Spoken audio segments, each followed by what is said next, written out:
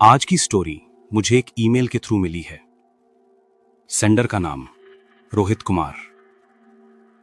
रोहित अभी असम के ही एक शहर में रहता है और जो इंसिडेंट उसने शेयर किया वो 2018 का है। ये कोई भूत प्रेत वाली कहानी नहीं लगती शुरू में, बिल्कुल नॉर्मल सी लगती है और शायद इसीलिए ये और ज्यादा डिस्टर्बिंग हो जाती है। रोहित एक साउंड टेक्नीशियन था, लोकल बैंड्स के साथ काम करता था।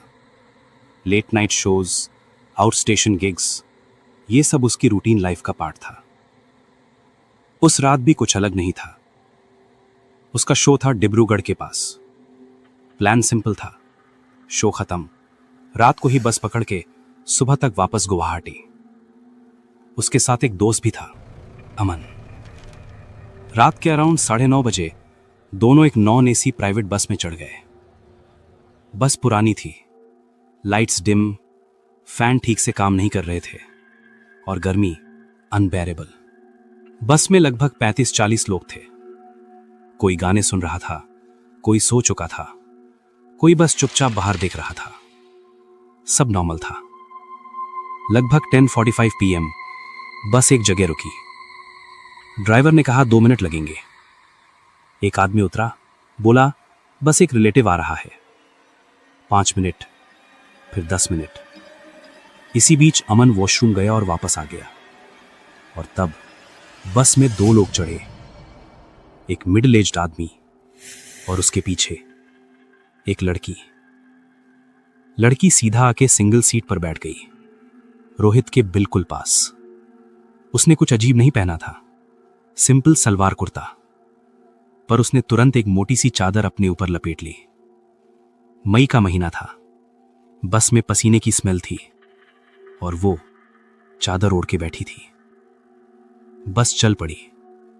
किसी ने कुछ नहीं बोला, पर रोहित को अंदर से थोड़ा अजीब लग रहा था।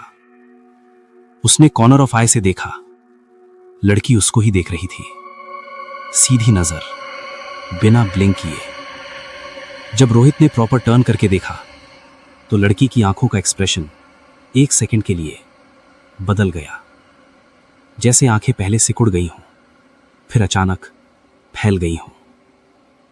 रोहित तुरंत सामने देखने लगा। थोड़ी देर बाद बस में एक स्मेल फैलने लगी, इतनी स्ट्रॉन्ग जैसे कोई सड़ा हुआ मीट। लोग इधर उधर देखने लगे और तब रोहित ने नोटिस किया, लड़की अपनी चादर के अंदर से कुछ खा रही थी। सिर्फ हाथ दिखता था, मुंह के पास ले जा रही थी।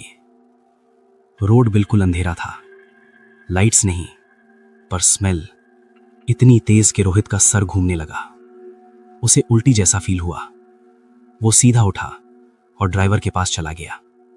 भैया बस रोको, तबीयत खराब लग रही है। ड्राइवर ने कहा अभी जंगल रोड है, आगे स्टॉप पे रोकेंगे। रोहित वहीं बैठ गया, गेट के पास। थोड़ी हवा आ रही थी और तब उसकी नजर वापस उस लड़की पर पड़ी। वो सीट पर खड़ी थी और रोहित को देख रही थी। उसके हाथ अपने गले के पास थे, जैसे किसी का गला दबाने का जेस्चर, और उसके मुंह से हल्की सी आवाज आ रही थी, गर्र। रोहित फ्रीज हो गया। बस जैसे ही एक पुराने हिल टर्न पर पहुंची, लड़की अचानक दौड़ती हुई आई और गेट के पास रुक गई। ड्राइवर कैबिन लॉक्ड था। उसने रोहित को देखा और फिर चलती बस से कूद गई। नीचे घना जंगल था और एक गहरी खाई। बस में शोर मच गया। ड्राइवर ने सिर्फ इतना कहा, चिल करो, यहां होता रहता है। यह सुन के रोहित का शरीर ठंडा पड़ गया। आगे चल के बस काजीरंगा के पास ब्रेकडाउन हो गई। पैसेंजर्स डिस्ट्रीब्यूट हुए। रोहित और अमन को बस चेंज करनी पड़ी। जगह नहीं मिली, इसलिए दोनों ने डिसाइड किया रात एक टी गार्डन के क्वार्टर्स में एक रिश्तेदार के यहां गुजार लेंगे।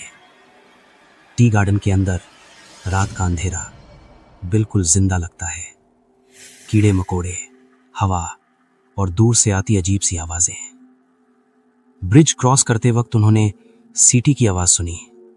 पीछे मुड़ने वाले थे, पर अमन ने मना कर दिया और ब्रिज के एंड पर एक बूढ़ी औरत खड़ी थी, बिल्कुल चुप, सीधी नजर। वो उनके साथ चलने लगी बिना बोले। जब थोड़ा आगे बढ़े और पीछे देखा तो कोई नहीं था, जैसे वो कभी नहीं थी। रात क्वार्टर्स में अमन का नाम कोई बार बार पुकार रहा था। फिर उसे लगा कोई उसे बेड से खींच रहा है, और फिर वो सच में बेड से गिर गया।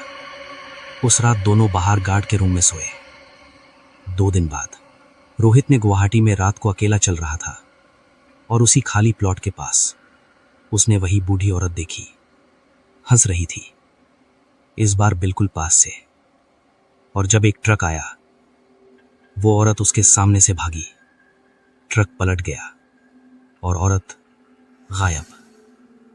बाद में पता चला उस प्लॉट पर पहले एक फैमिली रहती थी। कर्जे में डूब के माँ बाप ने अपने बच्चों को मार के खुद भी जान दे दी थी, और जो भी रात को वहां से गुजरता वो उसका पीछा करती थी। अमन हॉस्पिटल में एडमिट हुआ, खाना छोड़ दिया, चीखने लगा। बाबा के पास ले जाना पड़ा। 2 दिन बाद ही वो नॉर्मल हुआ, और रोहित ने ईमेल के एंड में सिर्फ इतना लिखा, भाई, रात को कुछ जगह सिर्फ रास्ते नहीं, किसी का घर होती हैं। अगर आपके पास भी कोई ऐसी कहानी है तो अल्फा की जोन पर भेजो, और याद रखो, हर हर महादेव।